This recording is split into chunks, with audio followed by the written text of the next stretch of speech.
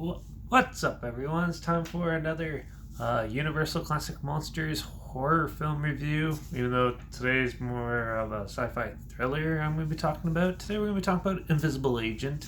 Continuing on with the Invisible Man franchise. This one has nothing to do with the Invisible Man franchise, but they threw it in the Invisible Man collection.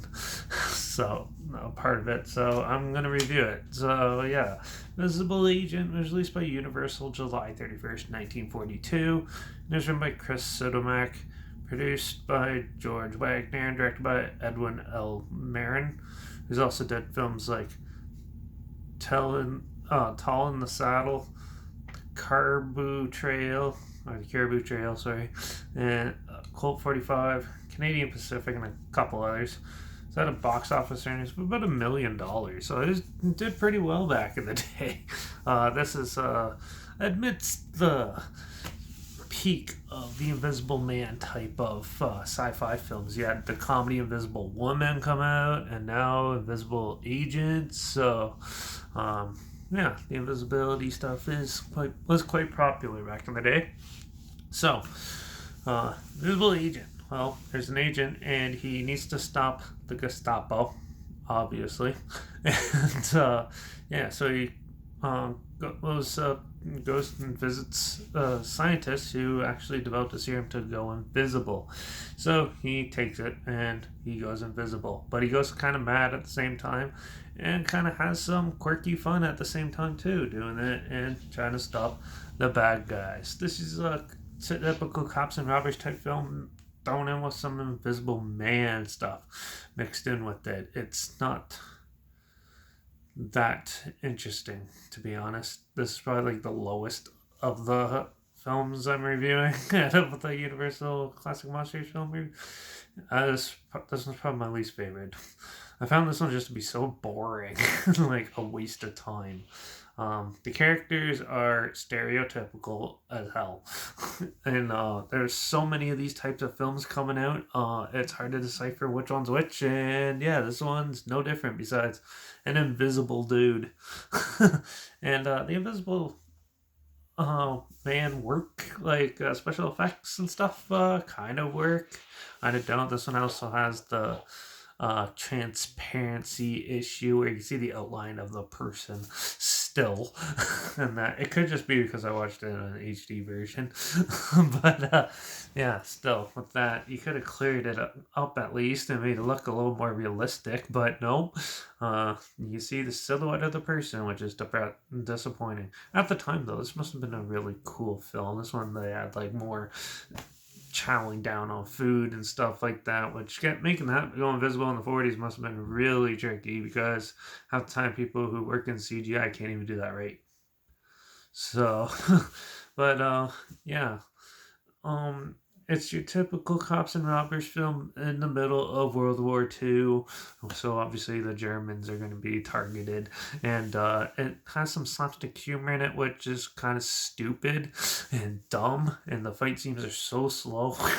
And yeah, I wasn't a huge fan of this movie. I thought it was just a pointless wreck for the most part. And they kind of just try to cash in on the invisible stuff, which I knew this was going to happen sooner or later. So, yeah. But Invisible Agent is definitely not one of my favorites. It's still amusing in some aspects, like when the Invisible Man actually gets up and does something. It's interesting, but this film's like an hour and 10 minutes, and you only get like 20 minutes of actual entertainment out of it. So, yeah. But I'm still going to be a little curious with this one and give Invisible Agent a 2.5 out of 5, because those invisible stuff, yeah, still holds up.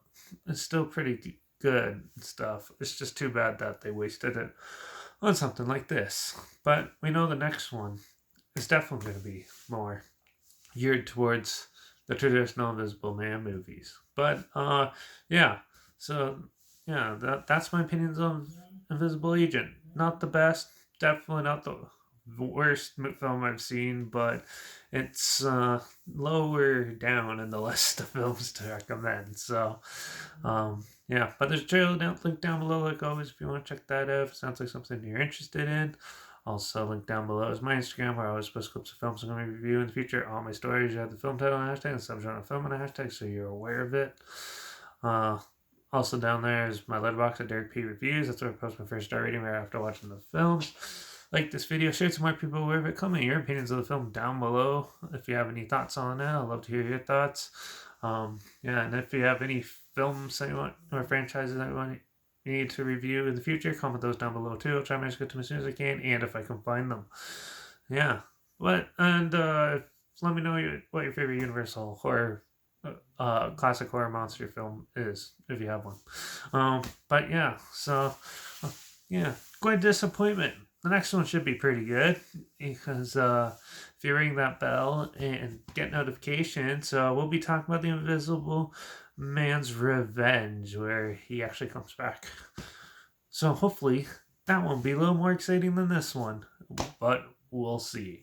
So yeah, but also make sure you subscribe because hopefully we find something weird, obscure, and odd and unique that for you to find and check out together. So yeah, or so you hear my opinions on popular films or classic films like this one.